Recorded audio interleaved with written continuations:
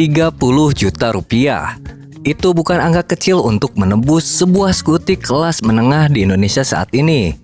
Dan ketika Honda menyematkan gelar sakral Evo atau Evolution pada Vario 160 terbaru mereka, ekspektasi kita sebagai konsumen otomotif otomatis melonjak drastis.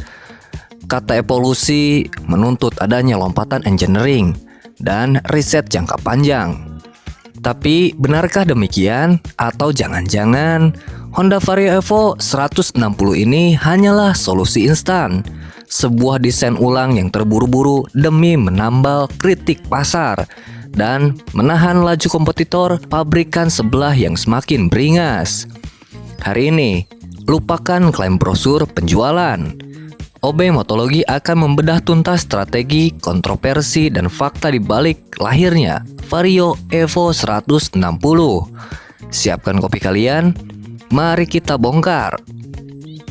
Mari kita mulai dari sejarah R&D atau Research and Development Honda di segmen skutik mid premium.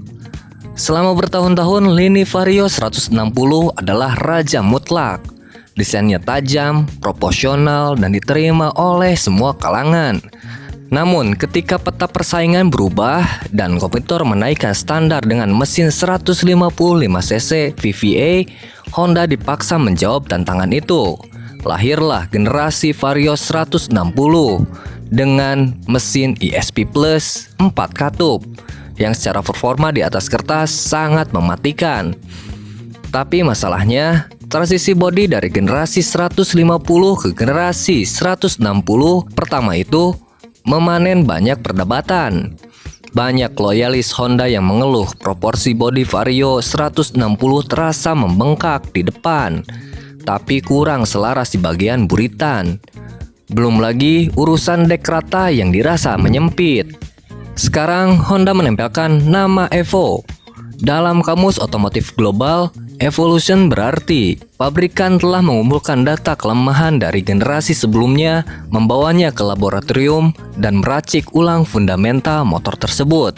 Pertanyaannya, apakah ubahan pada Vario Evo 160 ini menyentuh aspek fundamental sasis dan geometri mesin?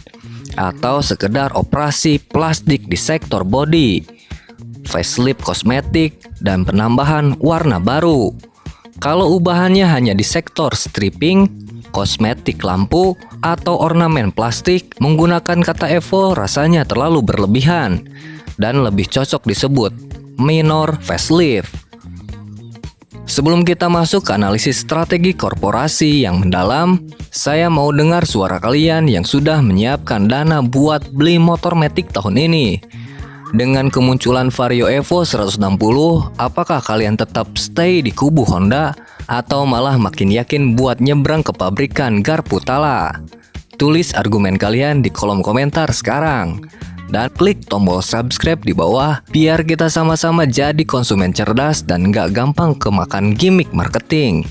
Sekarang kita masuk ke analisis strategi industrinya. Kenapa lini andalan yang menyumbang jutaan unit penjualan ini harus buru-buru disegarkan dengan nama Evo?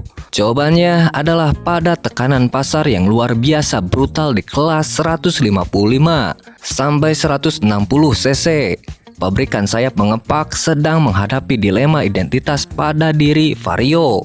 Di satu sisi, mereka ingin Vario 160 menjadi pembunuh Yamaha Aerox di kelas skutik sporty. Namun di sisi lain, mereka tidak mau menghilangkan fungsionalitas dek rata yang selama ini menjadi senjata utama Vario untuk ibu-ibu atau kurir harian.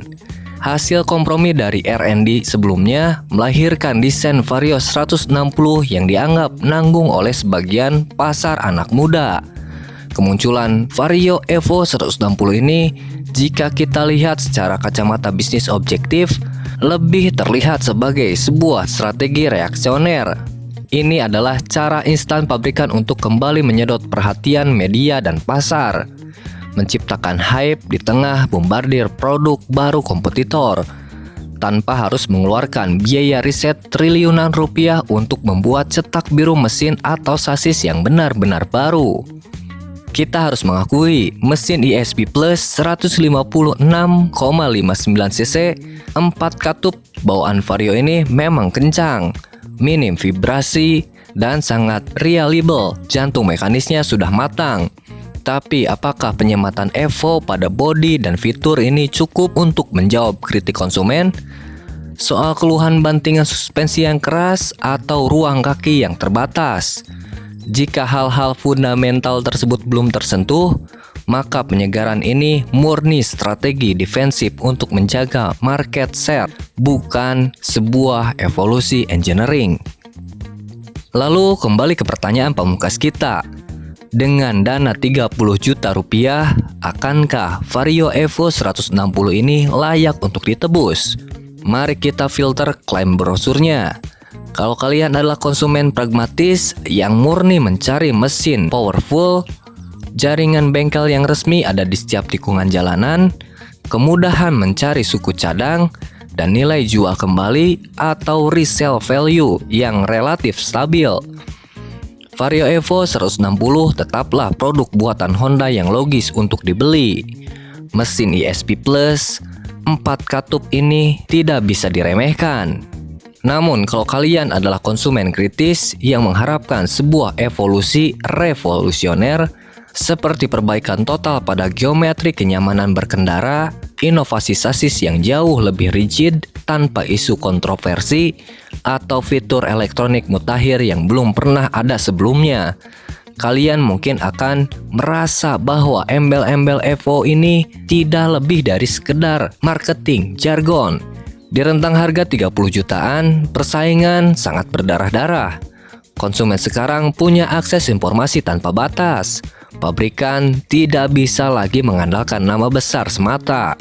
Produk harus berbicara lewat kualitas material dan durabilitas jangka panjang.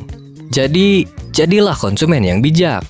Jangan beli motor hanya karena tergoda emblem baru atau stripping yang lebih resi.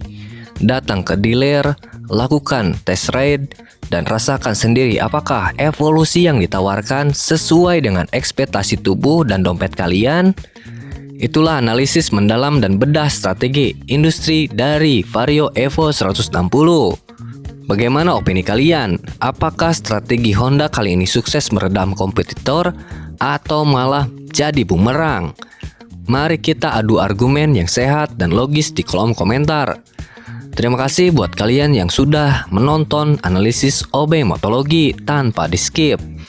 Kalau video ini sukses menyaring kebingungan kalian sebelum beli motor, tekan tombol like, bagikan video ini ke teman yang lagi galau mau beli Matic apa, dan pastikan kalian sudah subscribe. Saya OB, mari bangun ekosistem roda 2 yang cerdas. Sampai jumpa di video selanjutnya. Bye.